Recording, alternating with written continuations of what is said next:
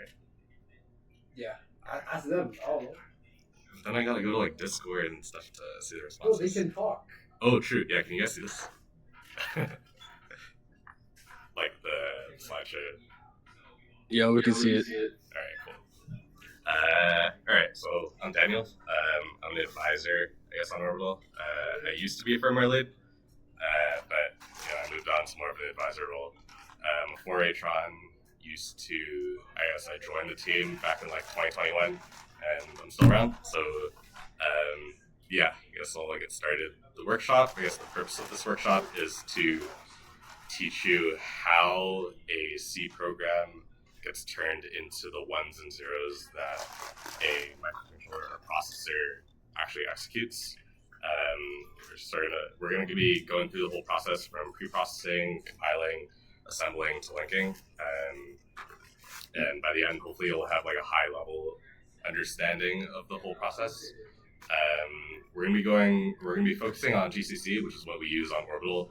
GCC stands for GNU Compiler Collection. It's basically just a whole set of software tools used for converting your C code into binary. This workshop's not going to go into how that binary actually gets flashed onto a microcontroller or how a processor executes the code, or really how any stage in the process works at like a very low level. We're going to keep things sort of at a high level, and if you want to learn sort of the details of how a compiler works, I suggest taking like a compiler class, because there's really a lot of stuff that goes on in a compiler. Let's just get started. We use C on Orbital. We don't really use C++, but in co-ops you'll find C++ or C used in a lot of embedded systems to write firmware. But machines don't understand C or C++. Those are like human readable languages. Machines understand ones and zeros binary. So the question is, how does that C code get converted into those ones and zeros? One thing to note is we'll be focusing on how this process works for embedded systems versus like a non-embedded system like your PC or whatever. The process is very similar, but there are like some nuances here and there that I'll talk about later. I'm going to be using this program as the example program for this workshop. It's 3 files, pretty simple. There's a main.c file, which just includes example.h and runs your main function. There's an example.h file, which declares 2 macros and declares your example function. And there's example.c, which defines what example function does and creates like this example string. It's pretty minimal, but hopefully it'll give you a good understanding of like the different stages in the compiler process or the build process. I want to show you sort of the files that get created at each stage of this process. So like what the preprocessor outputs, what the compiler outputs, what the assembler outputs, etc. And I want to teach you what sort of each of those things do throughout this presentation.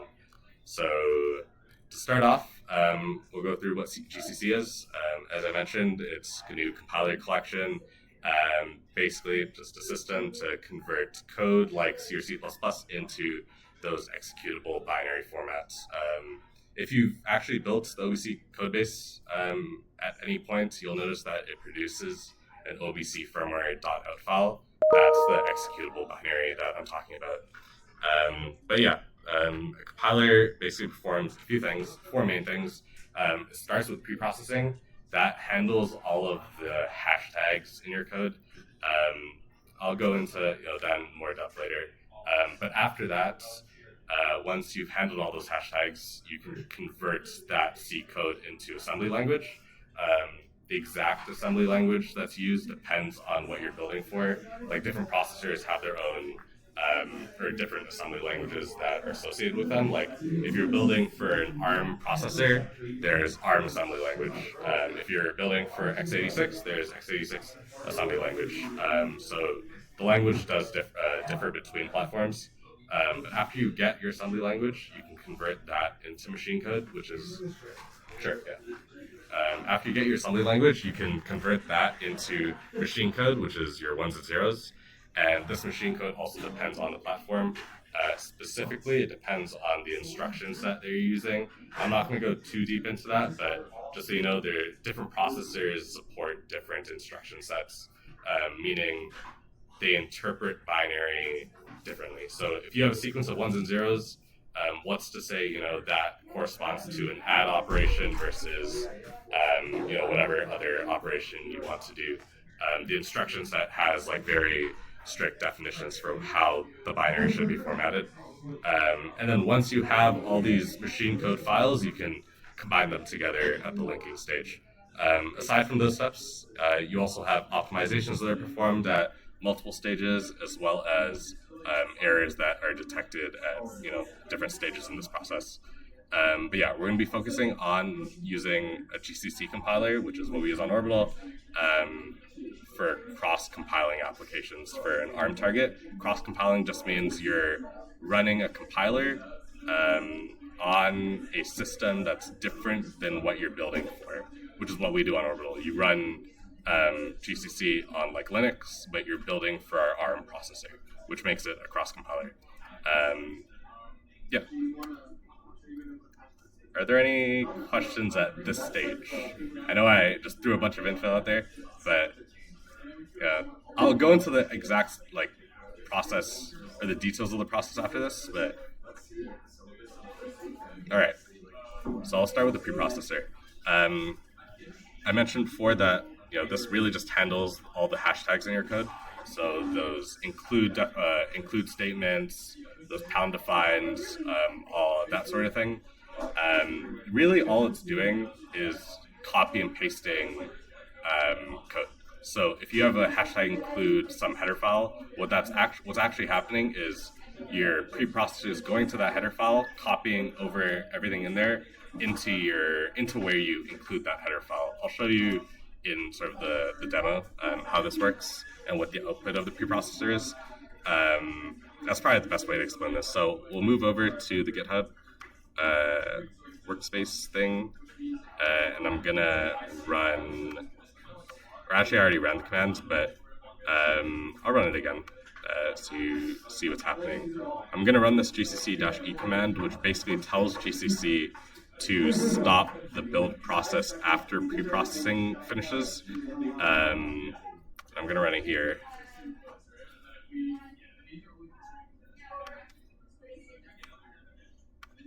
That produces this main.i file, and let's just go into it. Actually, main.i is probably not the easiest example to understand, so we're going to do example. We're going to do the example file, which is built using this command.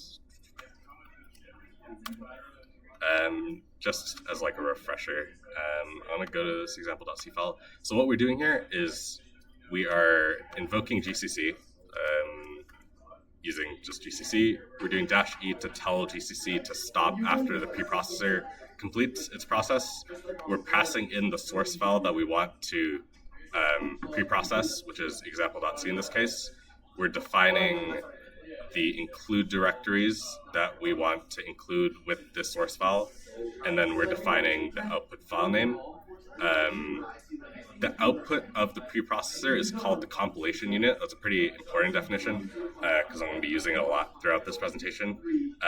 It's kind of like the most fundamental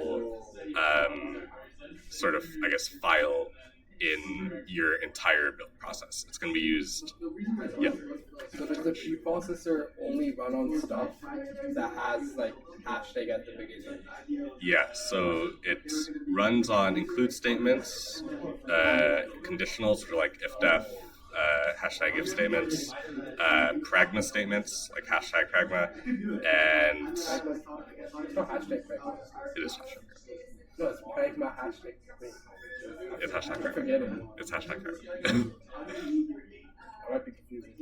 All right. Pragma hashtag once. No, it's hashtag pragma loops. But all right. Yeah. So yeah, it only handles the statements that begin with that hashtag. I want to show. Yeah, this is the source file that I'm passing in.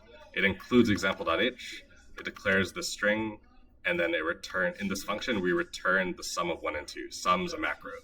But if you go to example.h, we actually define what this macro does, which it just adds 2 numbers. And here's your hashtag pragma once. It defines this example string and declares this function. What is pragma? Pragma is basically, it just supports additional commands that you can give the preprocessor. So there's a bunch of different pragmas that exist, preprocessor and actually compiler, I guess, but there's a bunch of different pragmas that exist. Pragma once basically just tells the compiler to only include this file once.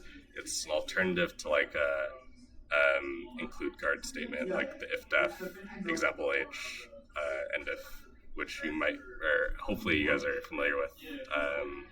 Yeah, let's look at the output of the preprocessor for the example file. This is what it produces. There's all these statements at the top, which are really only used for saying like what file or like what the preprocessor is doing at a certain stage. So it's looking at example.c, it's doing like some it's running some built-in like functions and stuff. I wouldn't worry too much about what's going on here. The important part is down here. So you'll see that example.i has this function declaration now, which it used to exist in example.h, meaning it was copied over. You'll notice that example function now returns 1 plus 2, which means that the macro has been expanded. So that's really what the preprocessor does. This example.i file now is your compilation unit, which is just your source file with all your things included in, with macros replaced with their actual values. That's pretty much it. This is what's going to be used for the following stages in the process. One thing to note is every source file has its own compilation unit. So it's basically one compilation unit per source file. And then later on, we're going to combine all the compilation units together. Yeah, that's it for the preprocessor. Are there any questions at this stage? Okay, all right. So we're going to move on to the next stage in the process, which is the compiler. So GCC is pretty unique. Actually, I don't know how unique it is. I don't know how many other compilers do this, but it converts that compilation unit into assembly language before converting to machine code. Some compilers actually just convert directly to machine code. I don't know them off the top of my head, but I know they exist. But yeah, that's just an interesting note. Yeah, so the whole point of compiling is, in GCC at least, is to convert that compilation unit into assembly language. And the behavior of the compiler it changes a little bit depending on what flags you use. It could do different optimizations to your code. It could throw different errors and warnings depending on if those errors and warnings are enabled. It can support, like, it might support a different language standard depending on which language standard you set. There's a lot of different things that you can configure about a compiler, and it makes the compiler, it's different depending on all these flags. And the best way to sort of explain what the compiler does is using the example code. So this is our example.i, like I showed before. It's our compilation unit. It has all the headers included in. The next stage is putting that compilation unit through the compiler, which should produce your assembly language. And to do that, I'm going to use this command, gcc-s, similar to the preprocessor command we used before, but now we're using -s. What this is going to do is it's going to stop the compilation process after the compiler runs. So right after that compilation unit's converted into assembly language. I'm going to do it for main.c in this case. That's going to produce main.s. And this is assembly code. Do I understand all of it? No. This is x86 assembly. I haven't really used x86 assembly.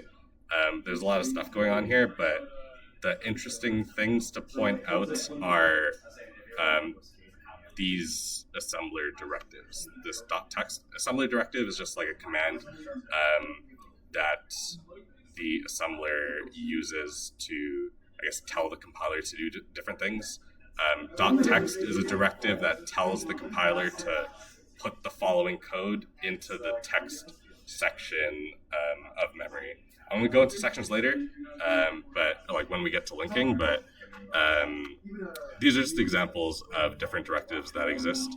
Again, you can go like pretty deep into how this assembly code works and all the things going on here, but just to give you like a high level understanding, all that's going on here is you have a preprocessed file, you're putting it through the assembler, you're going to get assembly language out of it, and this assembly language depends on what target you're building for.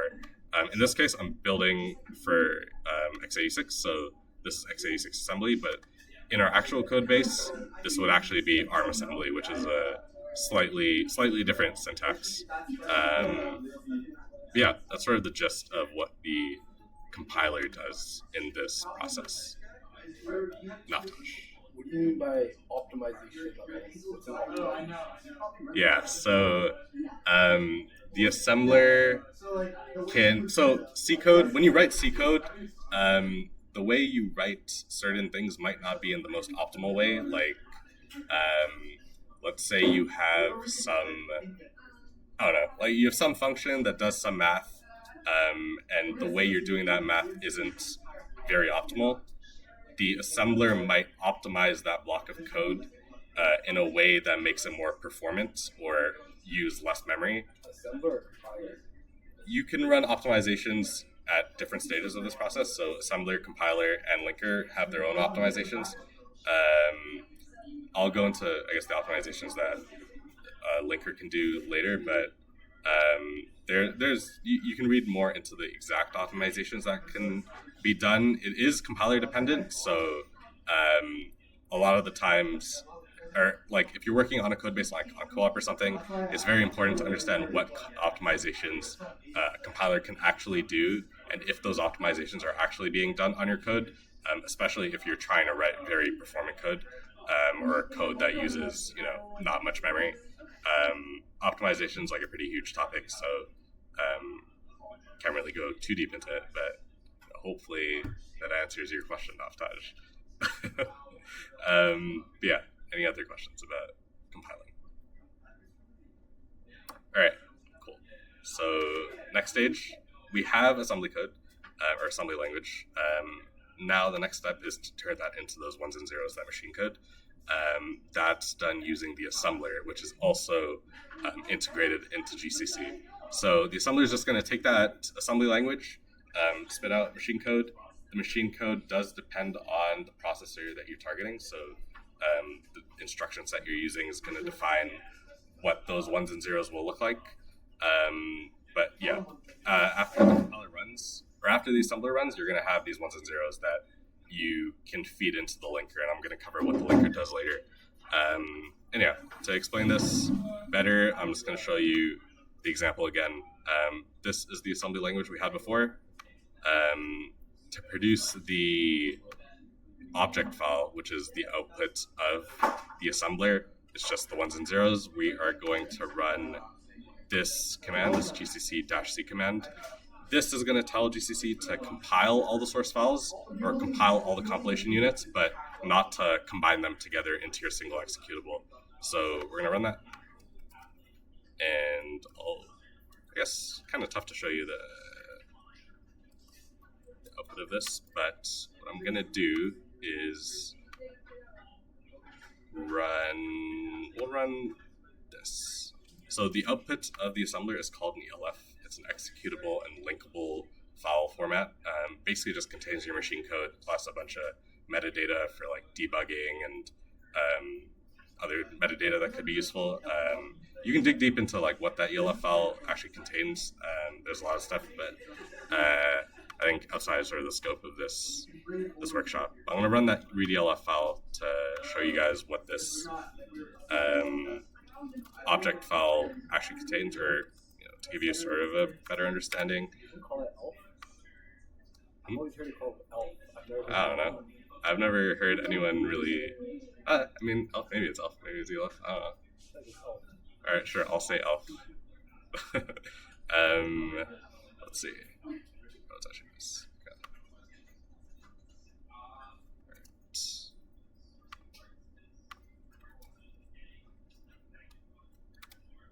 So this basically just reads some of that contextual info from your object file. All this is really telling you is what sections are in your object file. I didn't cover sections yet, but pretty much there's, if you have a microcontroller that has memory, like it has flash memory or RAM or whatever, you're gonna have an address space, so addresses 0 to whatever. We divide that address space depending on the type of data that's stored in that address region. So, for example, we have the .text section, which is a pretty standard name. Its purpose is to store the actual instructions.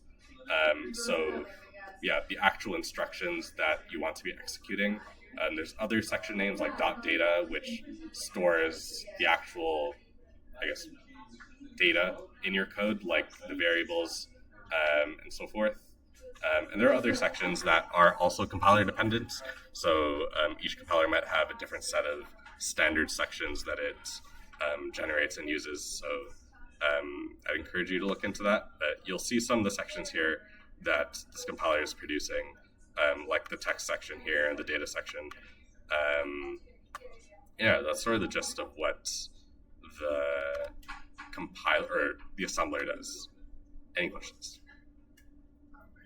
All right, we're getting through this pretty quickly.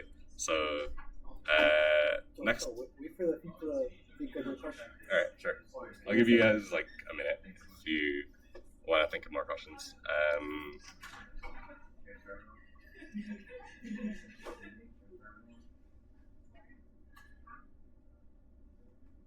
I don't think there are any questions.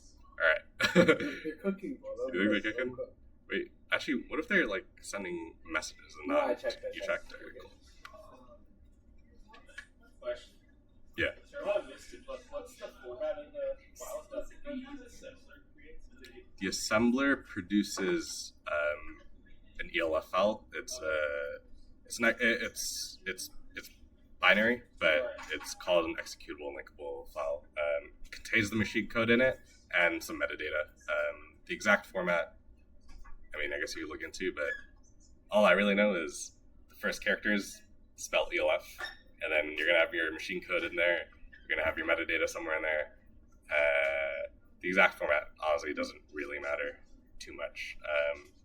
I'll go into linker after this, but the linker also produces an ELF file. The OBC firmware.out file that you guys are like flashing onto the ARM, or you pass into Uniflash, that's also an ELF file. Contains machine code and some metadata. But what's the metadata?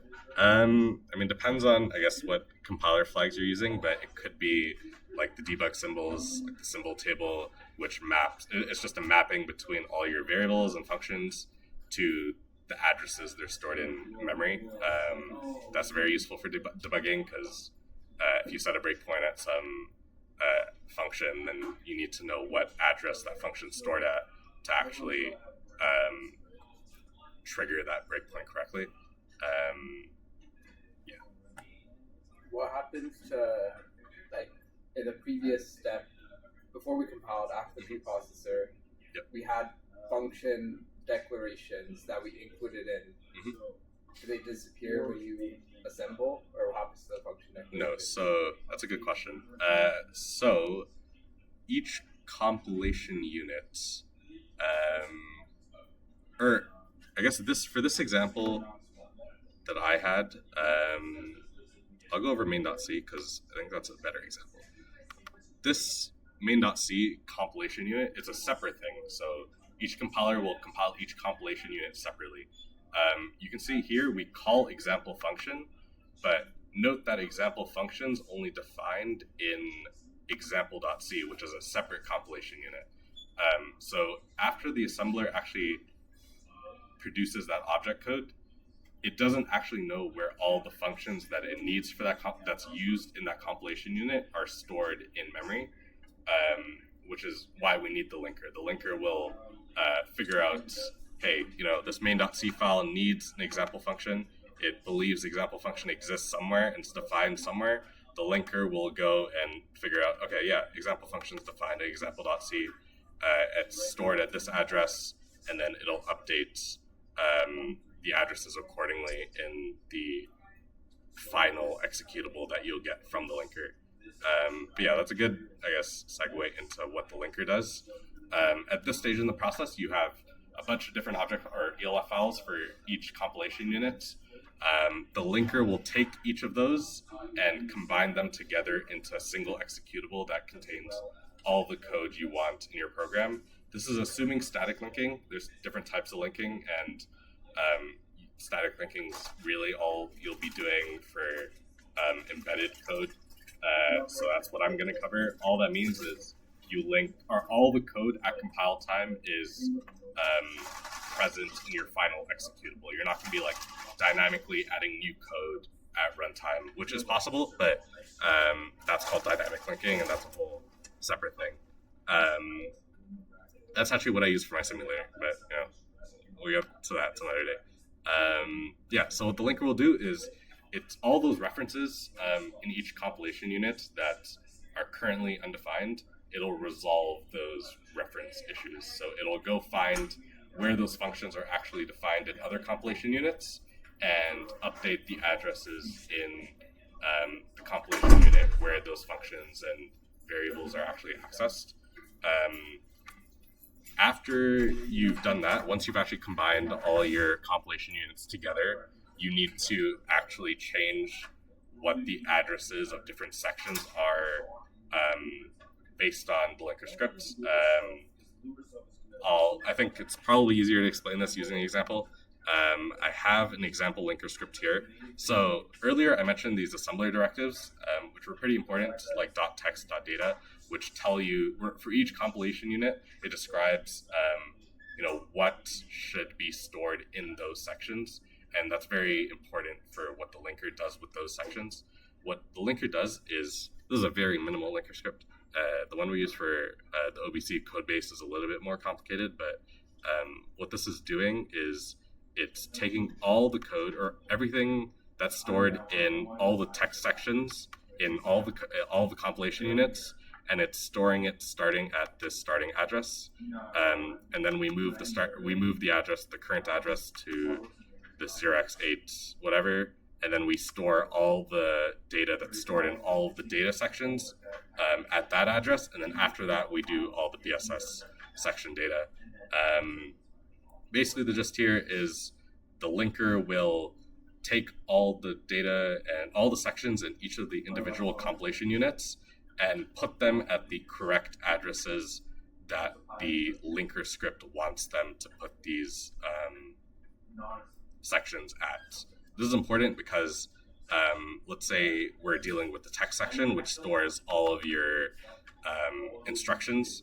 Those instructions have to be stored in flash memory because when your MCU reboots, you need to be able to access those instructions again. So you need the data to persist, which is why you store it in flash memory. But the way microcontrollers work is your flash memory is typically mapped to a certain address range. So you need to make sure that your text section is stored somewhere in that address range. And even more specifically, like the ARM46 expects address 0 to hold a very specific instruction. So you need to make sure that the section that holds that specific instruction is stored at address 0. We can go deeper into this, but sort of the main takeaway here is it's very important where these sections are stored in memory, and your linker script will define what that layout should look like. Yeah, that's sort of the main takeaway. But are there any questions about that? That was a lot of info, but you good? All right. Yeah, so that's the whole build process. That's, I guess, a high-level overview of the build process. The next thing I wanted to go over is CMake. Note that throughout this whole, all the demos I ran, I was using GCC commands to build whatever, I guess, files I wanted to build. So I was using GCC to create those compilation units, to combine those compilation units into that final executable. That's, it's annoying to actually have to type all those commands into your terminal for every compilation unit, and then finally combine them all together, which is why makefiles exist. If you don't know what makefiles are, it's just a file that sort of automates all those commands that have to be run. I'm not going to get too deep into it because I want to focus on CMake, but the problem with makefiles, which we actually used to use in the OBC codebase until we switched over to CMake, is they're pretty complicated once you have a bunch of different projects that you want to build for. Each of those projects have different variants. Like we have OBC, we have OBC app, we have bootloader, we have example files, and then like OBC app has different variants for the different boards that we have. So it's very hard to handle all of that just using makefiles. So we switched over to CMake, which is just a layer sort of on top of makefiles. It generates the makefiles based on different, I guess, flags that you provide CMake. And I have sort of an example CMake file that I want to show you guys that does the whole compilation sort of process for these source files that I defined, example.c, main.c. Originally, what I had to do was I ran these GCC commands to produce that final executable. But now that I have a CMake file, all I really need to do is, one second, let's see. All right, all I really need to do is go into my build directory, and this is the same process you're going to do, or you're going to go through. Oh, I don't have a build directory. All right, let me make my build directory. All right. This is the same process that you go through when building your OBC firmware executable. You make a build directory, you go into your build directory, you run your CMake configuration command, which all this does is it produces those make files. And then once those make files are produced, you can run make to build your executable. This executable doesn't actually print anything, so you're not going to see any output, but I'm going to run it. Example.out. It ran, no seg faults. I'm just going to assume it ran correctly. I guess I could show you. I'll show it later. But anyways, instead of running all those separate GCC commands, now the process has been standardized for any source files that I add, any variants that I add, into 3 steps: CMake configuration, actually doing the build using make, and then running your executable.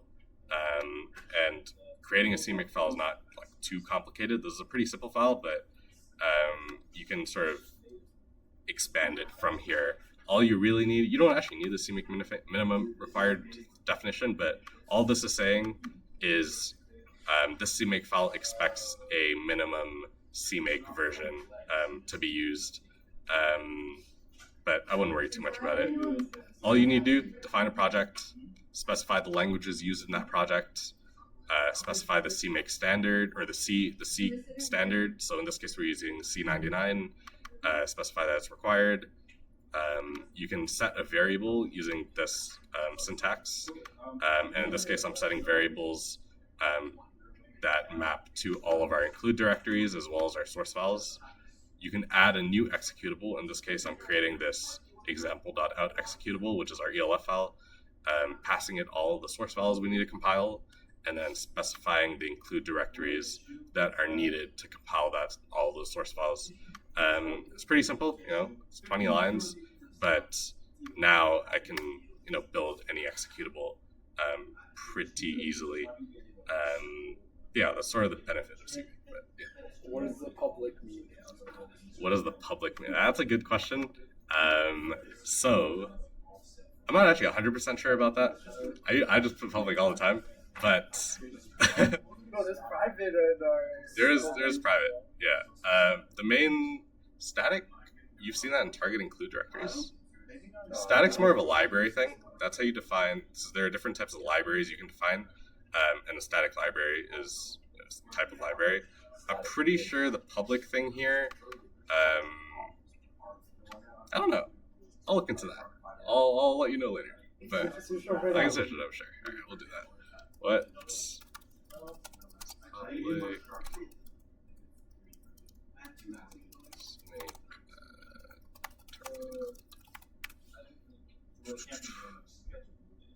That's crazy. All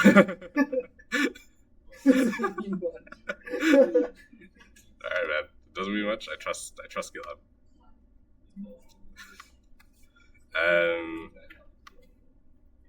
Yeah, but yep. I do not want to have to wake you up tomorrow.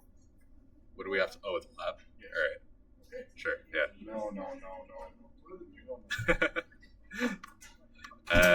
Yeah. So that's the gist of how CMake works. If you have any questions, honestly, the best way to learn about CMake is to just build your own project.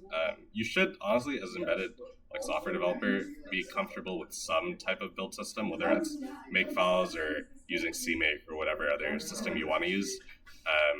It's just a very useful thing to know. It doesn't have to be CMake. There are alternatives, but yeah. Are there any questions about this? There's actually not. Yeah. Why do you specify the include directories? What does that do? Yeah. So for each compilation.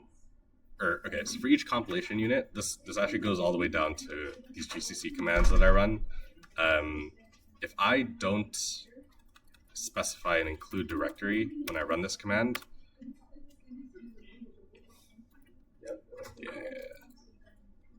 if I don't specify the include directory when I run this command, you're gonna get a include error here because it can't find that example.h. So the way the process works is for any include statement that you have in your code, like include example.h, your compiler or your preprocessor will look through the include directories you've defined and try and find that example.h file. So if you don't specify any include directories, it's not going to find example.h. So you have to specify the include directory to do that. Yeah. What about standard int? That's a good question. We can try that actually. Let's test it out here. It's possible that that's included by default. It looks into your defaults. Yeah, so you don't have to specify anything in the GCC command. It'll just look through wherever GCC is storing those default header files, or their standard library header files. But for any custom code that you write, any custom headers, you're gonna have to specify the include directories that you're using. Yeah. So what's the difference between the little angled bracket and the quotes when you're including? I've looked into that before, and I'm pretty sure it just depends on the order in which it searches different directories. So if I did this, you have to call it an example. True, that is true. You have to define example. That'll fail Laker stage, so I'll just fight over. Yeah, so this didn't fail, meaning it actually doesn't matter if you do angle brackets or these quotation marks, and that's just because all the angle bracket and quotation mark thing does is it changes the order of the directories that the compiler looks into first. So if you use the angle brackets, the compiler or the preprocessor will look at those existing standard library header file location before it looks at all the include directories that you passed into the GCC command. If you use quotation marks, it'll, I think, look at your custom directories first. Yeah, I think that makes sense. But honestly, double check that. I will. Yeah. I'm trying to find example functions equal to this is failing at linker stage, so it's definitely getting past preprocessor. But sure, we can do that.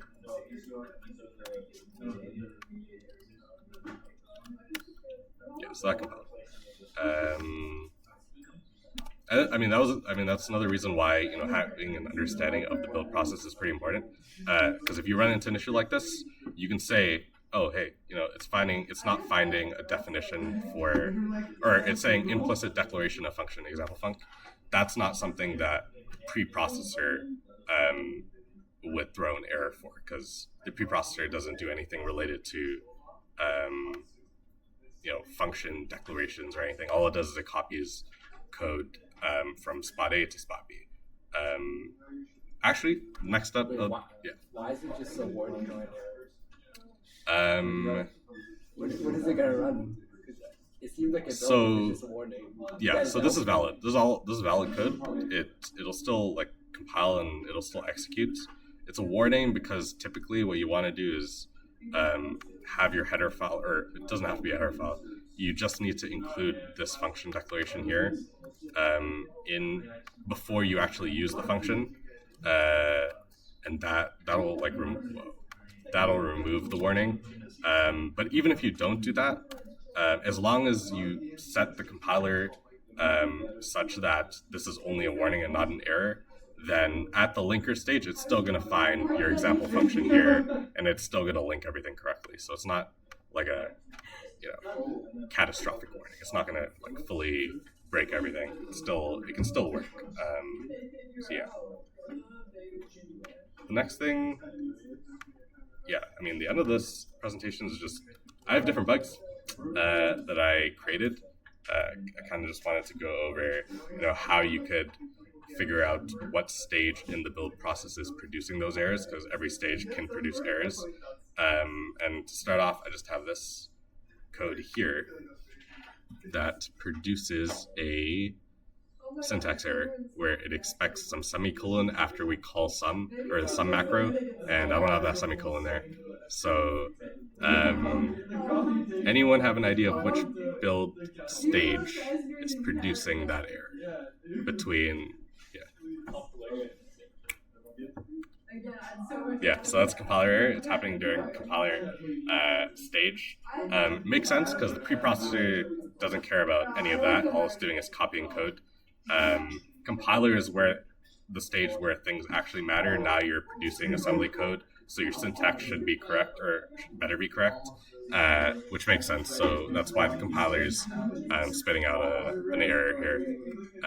The next thing is this code where we're getting an undefined reference error. Note that the command I'm running is just gcc main.c, so this isn't going to stop at some stage in the process. It's going to go through the whole process and produce your final executable at the end. So this is a linker error. You'll notice that it's actually this linker, like you'll see the linker program itself spitting out the error, which is a good hint that it's a linker error. The actual error is just an undefined reference, meaning that the linker can't find the actual definition of this function anywhere in any of the compilation units you've provided it. So that could mean you just haven't implemented the function. Maybe you didn't include the source file in your CMake build process. Maybe it's some other reason. But it should give you a better understanding of how to debug issues like this. This linker error. Final thing is this error here. Basically, I'm running the CMake configuration. This is actually in our OBC codebase, but we're running a CMake configuration command, and we're running into this error where you can't find a source file called argicam.c. Any idea what stage produces an error like this? I have something to show you. What do you think about this? This is actually a trick question. It's not one of the four stages, and a good hint on that is that I ran a CMake configuration command. None of the build process steps actually run until I call make and run those GCC commands internally. At this stage, all you're doing is CMake configuration, so you're just getting a regular CMake error. So it's just a CMake configuration error. This means that your issue is in your CMake file. It's not related to your code at all. It's just your CMake file has some sort of issue. In this case, this path to argicam.c just doesn't exist because I added like this broken thing here and I broke the path. But hopefully, this gives a better understanding of or gives you guys a better understanding of the whole process as a whole. Obviously, the process is very complicated. There's a bunch of different stages. Each of those stages has, you could probably take, you can learn about for weeks and still not, understand it fully. But, hopefully it's a good introduction. If you have any questions, let me know.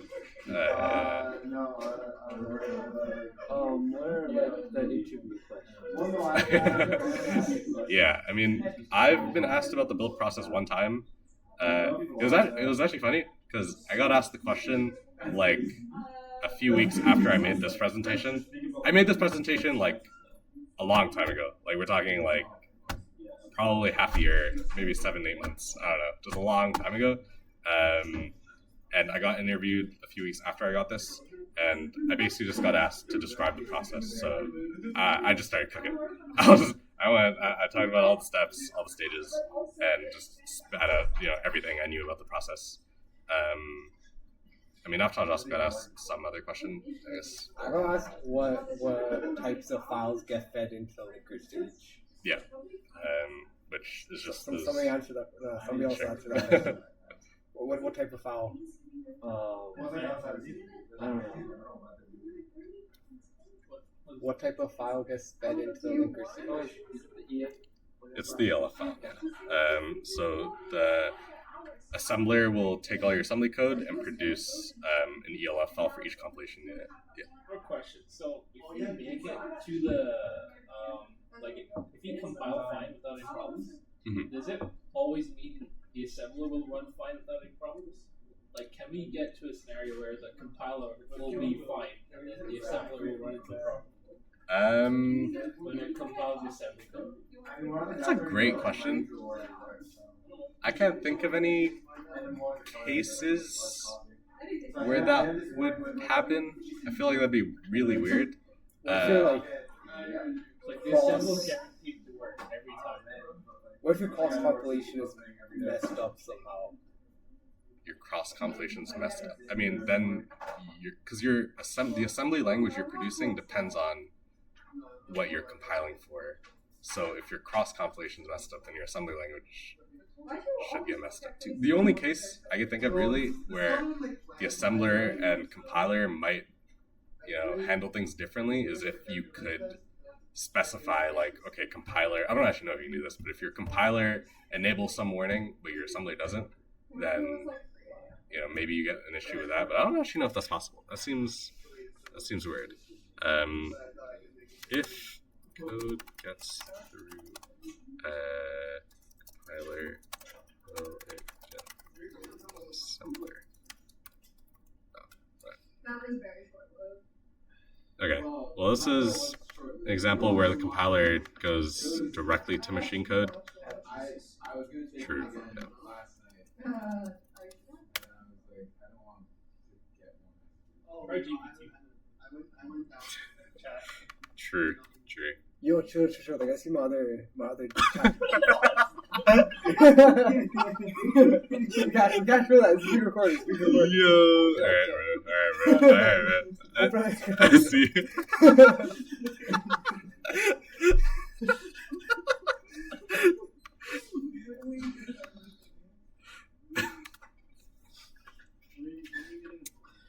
People online can't see this, by the way, so you just have to read it out. Yeah. Yeah, and then Arlo wouldn't give me a bullet. You don't think I wanted one? I don't think I begged. Do you ever King. And that doesn't make sense. Okay, let's see. Okay, yeah. If the compiler generates valid assembly code, the assembler should be able to process it. And I can't think of a case where a compiler would, if the compiler generates invalid assembly code, that's a compiler bug in my eyes, I would say. Yeah. If your tool chain gets messed up, that could happen. Compiler bug. Yeah. That's, yeah, sure. Bit flip in the tool chain. Yeah. That would do that. Yeah. But anyways, or your compiler starts segfaulting. Okay, true. I told you one time I got my linker to segfault, right? The linker script itself you mentioned that. segfaulted somehow. Nothing for anyone. Damn, I want to see those guys try GPT now. Alright, anyways, yeah, I mean, that's it for the presentation. Like, there will be. If you have any questions about it, you can ask me now or send a message in the Discord. Also, I mean, there's tons of resources on how the build process works and learning more about it. So Google's gonna be your best friend here. But yeah, that's it for me. I don't know how to end this, but I guess anyone who's online, you're free to go. I think this was recorded, so if you want to go back to any point of the presentation, If you want to go back to any point in the presentation, we'll post in our Google Drive. In our Google Drive, you'll find other workshops we've done. I think like Naftaj and some of our other former leads and stuff have done workshops on like C programming and I think RTOS. Yeah, so if you want to learn about serial protocols, yeah, that's a good one.